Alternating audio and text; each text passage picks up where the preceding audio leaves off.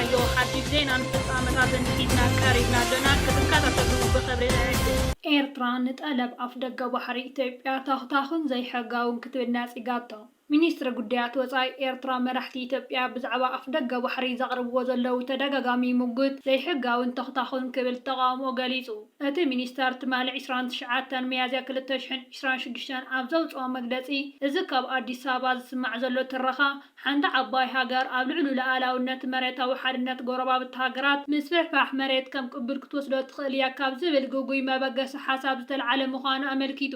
እዚ መግለጺ ዝወሃብ ዘሎ ቀዳማይ ሚኒስተር ኢትዮጵያ አብይ አሕመድ ለዓላዊ ኣፍ ደገ ባሕሪ ንኢትዮጵያ ጉዳይ ህልውናን ዘይቀልበስን ሃገራዊ ዕላማን ከም ዝኾነ ደጊሙ ድሕሪ ምግላጽ እዩ። ሚኒስተር ዜና የማነ ገብረ መስቀል ቀዲሙ ፖቶሜኪን ክብል ዝገልጾ ሰልፊ ብልጽግና ካብ ውሽጣዊ ጸገማቱ ንምህዳም ዘልዕሎ ዘሎ እዩ ክብል ኣብ ኤክስ ምላሽ ሂቡ ምንባሩ ይዝከር። መራሕቲ ናይቲ ሰልፊ ከምኡውን ከም በዓል ጀነራል ጻድቃን ዝበሉ ሓንጨ መንጪ ናቲ ተደጋጋምን ተኽታኹን ዝበለየሉን ሙግት ለዓላዊ ኣፍ ደገ ባሕሪ ትንፋስ ክዘርእሉ ይፍትኑ ከም ዘለውን ገሊጹ ነይሩ። ሚኒስተር ጉዳያት ወፃኢ ኤርትራ እዚ ሕቶታት ዝለዓለሉ ዘሎ እዋን ምስቲ ኣብ ኢትዮጵያ ዘሎ ህልው ኩነታት ብምትእስሳር እቲ ኣብ አዲስ ኣበባ ዘሎ ስርዓት ንህዝቢ ካብ ዘጋጥሞ ዘሎ ሕማቅ ምሕደራን እናወስኸት ዝኸይድ ዘሎ ውሽጣዊ ቅልውላዋት ንምጥምዛዝ ህልውናዊ ኣገዳስነትን ጸጥታን ዝብሉ ናይ ፈጠራ ዛዕባታት ከም ናይ ሃገር ስኒት ስልቲ ይጥቀመለሎ ኢሉ እቲ መግለጺ ወሲኹ እዚ ጻዕርታት እዚ ነቲ ተገማሚዑ ዘሎ ውሽጣዊ ፖለቲካዊ ባይታ ንምጥማርን ንውሽጣዊ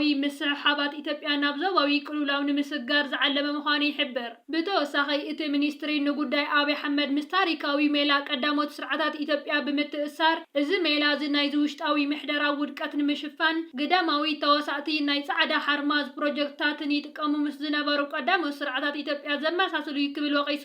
ቀዳማይ ሚኒስተር አብይ አሕመድ ምስ ሃገራዊ መደበር ቴሌቪዥን ኢቲቪ ኣብ ዘካየዶ ቃለ መሕተት ንኣሽቱ ሃገራት ወሰንቲ መስመራት ባሕሪ ንምሕላው ስለዘይክእላ ከም ኢትዮጵያ ዝኣምሰለ ዓቕሚ ዘለወን ዓበይቲ ሃገራት ካብቲ ጉዳይ ርሒቐን እንተኸይደን ንገዛ ርእሰን ይኹን ንዓለማዊ ሓደጋ ከስዕብ እዩ ክብል ተዛሪቡ ነይሩ። ይኹን እምበር ሚኒስትሪ ጉዳያት ወፃኢ ኤርትራ ነዚ ሙግት እዚ ብትሪ ብምንጻግ ቀዳማይ ነገር ገዛ ርእሱ መሬታዊ ደባቱ ከተዓርቕ ዘይከኣለ መንግስቲ ንርእሱ ከም ቀንዲ ውሕስነት ኣገዳስን ዓለማዊ መስመር መጓዓዝያ ባሕሪ ገይሩ ከቅርብ ጂኦፖለቲካዊ ላግፂ እዩ ክብል ገሊጹ። እቲ መግለጺ ወሲኹ ኢትዮጵያ ንኣሽቱ ሃገራት ጸጥታ ናይ ምርጋጽ ዓቕሚ የብለንን ክትብል እተቕርቦ ጥርዓን ካብ ታሪካውን ግብራውን ሓቂ ዝረሓቐ ምዃኑ ገሊጹ። ኤርትራ ኣንጻር ኩሉ ዕንቅፋታት ዘካየደቶ ናይ ናጽነት ቃልሲ ዓቕሚ ምክልኻል ብበዝሒ ህዝቢ ወይ ብግፍዒ ሃገር ከም ዘይውሰን ዘርኢ ምዃኑ ሚኒስተር ጉዳያት ወፃኢ ኤርትራ ገሊጹ። አብይ አሕመድ ኣብ መግለጺኡ ኢትዮጵያ ብዘይ ኣፍ ደገ ባሕሪ ምትራፋ ኣብ ልዕሊ ጽላታት ማኒፋክቸሪንግ ቁጠባዊ ብልጽግና ዓብዪ ጸቕጢ ከም ዘሕደረ ገሊጹ እዩ። ብተወሳኺ ኣፍ ደገ ባሕሪ ዘይምህላው ወጻኢታት ሎጂስቲክ ክብክብል ከም ዝገበረ ድሕነት ሚስጥር ሃገራዊ ምርጋጽ ኣብ ሓደጋ ከም ዘውደቐ ኣመልኪቱ። ኤርትራ ድማ ነዚ ሙግታት እዚ ግዚኡ ዝሓለፈ ህርፋን ወራር ክትብል እያ ትገልጾ። ኤርትራ ካብ 1993 ጀሚራ ወደባታ ንንግዳዊ ኣገልግሎት ንምኽፋት ዘይተሓለለ ድላይ ክተርኢ ከም ዝጸንሐትን ኢትዮጵያ ድማ ብምዕሩይ ውዕላት ክትጥቀመሉ ፈቒዳ ከም ዝነበረት እቲ መግለጻ ዘኻኺሩ። ለዓላውነት መሬታዊ ሓድነት ኤርትራ ናብ ዘተ ዘይቀርብን ቅዱስን ምዃኑ ብምግላጽ መንግስቲ ኤርትራ ነቲ ካብ አዲስ ኣበባ ዝቃላሕ ዘሎ ጠለባት ኣዋጅ ኩናት ብምባል ክነቕፎ ጸኒሑ እዩ። ነባሪ ሰላም ንኽሰፍን ድማ መሪሕነት ኢትዮጵያ ንስትራቴጂታቶም ዳግመ ገምገማ ክገብሩሉን ነቲ ንድሕሪት ዘይመልስ ለዓላውነት ኤርትራ ክቕበሉን ከም ዘለዎም ሚኒስትሪ ጉዳያት ወፃኢ ኤርትራ ዘኻኺሩ። ኤምባሲ ኤርትራ ኣብ ሕቡራት መንግስታት ኣሜሪካ ነቲ ኣብ ዛዕባ ተበግሶታት ምልዓል እገዳን ምምሕያሽ ዝምድና ኤርትራን ኣሜሪካን ኣመልኪቱ ዝወሃብ ዘሎ ርእይቶታት ምላሽ ይብሉ። ኣሜሪካ ኣብ ልዕሊ ኤርትራ ኣንቢራቶ ጸንሐት ኣገዳ ብኸፊል ክተልዕል ምስ ኤርትራ ዘለዋ ዝምድና ድማ ክተመሓይሽ ዓቢ ዜና ኮይኑ ቀኒ እዩ። እዚ ብ22 ሚያዝያ ኣብ መጽሔት ዎል ስትሪት ጆርናል ዝተዘርግሐ ሓበሬታ ላዕለዋይ ልኡኽ ኣሜሪካ ማሳድ ቡሉስ ገለ ካብቲ እገዳ ክልዓል ምናልባት እውን ምስታ ብፖለቲካውን ዲፕሎማስያውን ኣዝያ ዝተነጸለት ሃገር ቀርኒ ኣፍሪቃ ዘለዎ ርክብ ናብ ንብር ንክመልስ ይንቀሳቐስ ከም ዘሎ እዩ ኣቃሊሑ። ቡሉስ ብኣሳለጥነት ፕረዚዳንት ግብፂ ዓብዱልፈታሕ አልሲሲ ኣብ ግብፂ ምስ ፕረዚዳንት ኢሳያስ ኣፈወርቅን ሚስጥራዊ ዝርርብ ምክያዱ ዘጠቓለለ ተበግሶታት ከም ዝጸንሐ እውን ይገልጽ። እቲ ነዛ ኣመልኪቱ ብ29 ሚያዝያ ዝተዘርግሐ መግለጺ ኤምባሲ ኤርትራ እቶም ነዚ እዋናዊ ጉዳያት ኣመልኪቶም ብዝተፈላለዩ መንገዲ ርእይቶታቶም ዘቕርቡ ዘለው ውልቀ ሰባት ናጻ ተንተንቲ ተመሲሎም ዝቐርቡ ተኸፈልቲ ሎቢስታት ምዃኖም ብምጥቃስ ነቲ ተፈጢሩ ዘሎ ተስፋታት ንምዝራግ ናብ ዝበለየ ዝተመረፀ ትራኻታቶም ተመሊሶም ጥርጣረታት ከእቱ ይፍትኑ ከም ዘለው ወቂሱ ንዳግም ምምሕያሽ ዝምድና ኣሜሪካን ኤርትራን ኣመልኪቱ ፕሬዝዳንት ኢሳያስ ኣፈወርቂ ኣብ ዝሓለፈ ጥሪ ምስ ቴሌቪዥን ኤርትራ ዝገበሮ ቃለ ምሕተት ኣልዒሉ ተመሳሳሊ ቡድሆታት ከም ዘሎ ኣሚቱ ምንባሩ ይዝከር።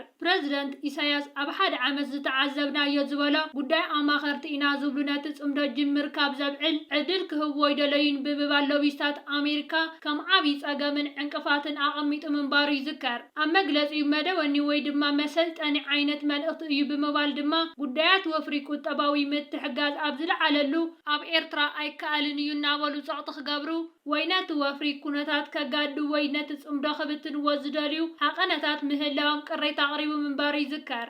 እዚ ግና ንዓና ሓድሽ እውን ኣይኮነን። ሓድሽ እዩ ኢልካ ክትዛረብ ኣይትኽእልን። ባህሪ ናይቲ ስርዓት ኣሰራርሑኡን እዩ። ትጉንፅ ተፈራርሕ ተሃድድ ትስይጥን ድሕሪኡ ደሊኻዮ ትረክብ ዓይነት ከም ሓደ ናይ ፖሊሲ ጋይድላይን ወይ መርሓ ናይ ፖሊሲ እዩ ኢልና ክንዛረብ ንኽእል። ግን ልምድን ባህሉን እዩ ኢሉ ነይሩ። ኤምባሲ ኤርትራ ኣብ መግለፂኡ እቲ ኣብ ልዕሊ ኤርትራ ን10 ዓመታት ዝቐፀለ ጸቕጢ ኣገዳን ተነጽሎን ንዕላማታት ፖሊሲ ኣሜሪካ ይኹን ዞባዊ ምርግጋእ ኣያገልገለን ብምባል እዚ ድማ ኣድላይነት ከም ዘይነበሮ እናዓበይ ዝመጽእ ዘሎ ኣረዳድኣ ከም ዘሎ ይሕብር። እዚ ሱር ዝሰደደ ወገናውነት ዝድረኽ ትረኻታት ብዘይ ጭቡጥ መርትዖታት ኣብ ማሕበራዊ መራኸቢታት ምድግጋሙ ኮነ ኢልካ ነቲ ዝግበር ዘሎ ጻዕርታት ንምትዕንቓፍ እዩ ክብል እውን ይኸስስ። እቲ መግለጺ ኤርትራ ካብ ጽባሕ ናጽነት ኣትሒዛ ኣብ ልዕላውነት ዝተሰረተ ጽግዕተኝነት ዘርሕቕ ፖሊሲ ክትክተል ከም ዝጸንሐት ጠቒሱ ኣብ ንግድን ወፍርን ሃገራዊ ዋንነትን ዘቕድም ሓበራዊ ረብሓታት ክትክተል ከም ዝጸንሐት ይገልጽ። እቶም ነዚ እዋናዊ ተበግሶታት ምምሕዳር ትራምፕ ብምቅዋም ድምፆም ዘስምዑ ዘለው ኣሜሪካውያን ፖለቲከኛታት እገዳ ዝለዓል ሓንቲ ሃገር ጭቡጥ ውሽጣዊ ለውጢ ምስ እተመዝግብ ምዃኑ ብምጥቃስ ኣብ ኤርትራ ግን ዝኾነ መዋቕራዊ ምምሕያሽ ኣብ ዘይተረኣየሉ ስጉምቲ ይውሰድ ምህላው ንኣሜሪካ እንታይ ዓይነት ረብሓ ኣሎ ብምባል ከም ስትራቴጂያዊ ፍሽለት ክገልጽዎ ይስምዕ ኣለው። ነዚ ዝነጽግ መግለጺ ኤምባሲ ኤርትራ ኣብ ሕቡራት መንግስታት ኣሜሪካ እዚ ከምዚ ዓይነት ትረኻታት ሰላም ኣየምጽእን ንስትራቴጂካዊ ረብሓታት ኣየገልግልን ክብል ገሊጹ እቲ ንቕድሚ ዝወስድ መንገዲ እምበኣር ነቶም ውፅኢት ዘይብሎም ፖሊሲታትን ብፍላይ ድማ ነቶም ብውልቀ ሰባት ዝድረኹ ዘለው ነቲ ገዝጋዝ ሓዲዱ ክስሕቱ ዝህቅኑ ሽርሓዊ ትረኻታት ምውጋድ ከም ዘድሊ ጸዊዑ ህወሓት ምስ መንግስቲ ፌደራል ዘራኽብ ገመድ ከም ዝተበተኸ ኣፍሊጡ። ወሃቢ ቃል ህዝባዊ ወያነ ሓርነት ትግራይ ኣይተ ሚካኤል ኣስገዶም ግዝያዊ ምምሕዳር ትግራይ ይፈርስ ብምህላው ምስ መንግስቲ ፌደራል ዘራኽብ ገመድ ከም ዝተበተኸ ገሊጹ። እቲ ወሃቢ ቃል ምስ ቢቢሲ ኣብ ዘካየዶ ቃለ መሕተት ማእኸላይ ኮሚቴ ህወሓት ቅድሚ ኣስታት 2 ሰሙን ዘሕለፈ ውሳነ ዝምልከት ምስ ዝተፈላለየ ኣካላት ዘተየካይድ ከም ዘሎ ተዛሪቡ። ማእኸላይ ኮሚቴ ህወሓት 11 ሚያዝያ 2018 ብኣቆጻጽራ ግእዝ ኣብ ዘውፅኦ መግለጺ ቅድሚ 6 ዓመት ኣብ ትግራይ ብዝተኻየደ መረፃ ዝተመረፀ ቤት ምኽሪ መንግስቲ ክልል ትግራይ ናብ ስራሕ ክምለስ ከም ዝወሰነ ኣፍሊጡ ነይሩ። መንግስቲ ፌደራል ድሕሪ ስምምዕ ፕሪቶርያ ንዝተመስረተ ግዝያዊ ምምሕዳር ትግራይ ይመርሖ ንዘሎ ፕሬዝዳንት ታደሰ ወረደ ስልጣኑ ብሓደ ዓመት ድሕሪ ምንውሑ ህወሓት ድሕሪ ኣስታት 2 ሰሙን ኣቢሉ ነዚ ውሳኑ ኣፍሊጡ። ኣይተ ሚካኤል መንግስቲ ፌደራል ንህወሓት ከየፍቀደን ከየማኸረን ንበይኑ ነዚ ውሳነ ኣሕሊፉ ኢሉ። ሱዳን ምስ ቻይናን ቱርክን በመትሕባር ዓውዲ ዕደና ዳግማይ ንምትንሳእ ትጽዕር። ሱዳን ምስ ቻይናን ቱርክን በመትሕባር ጽላት ዕደና ዳግማይ ንምትንሳእ ትሰርሕ ከም ዘላ ጸብጻባት ሱዳን ትሪቡን ኣመልኪቱ።